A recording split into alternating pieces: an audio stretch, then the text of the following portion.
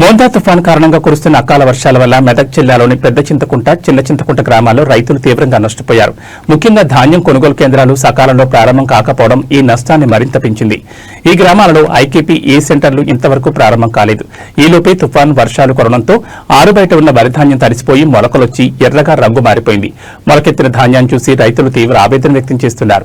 ఈ రంగు మారిన మొలకెత్తిన వడ్లను ప్రభుత్వమే కొనుగోలు చేసి తమను ఆదుకోవాలని వారు కోరుతున్నారు. తెలంగాణ రైతు రక్షణ సమితి ముఖ్య సలహాదారు చంద్రశేఖర్ మిర్యాల ఈ విషయంపై స్పందిస్తూ కేంద్ర రాష్ట్ర ప్రభుత్వాలను డిమాండ్ చేశారు.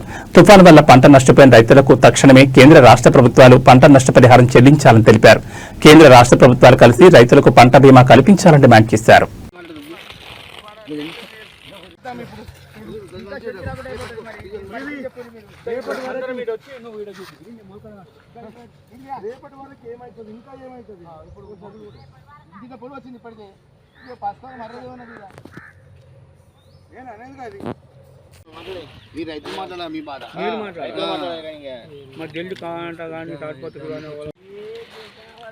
అధికారులు తక్షణమే ఇవి పచ్చిగా ఉన్నా కూడా కొంచెం ఆలోచన చేసి మా రైతుల మీద దయదాలించి ఈ కాంట తొందరగా చేయాలని మీ అధికారులను కోరుచున్నాం.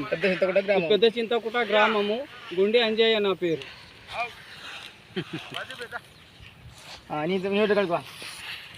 రోజు కింద చాలా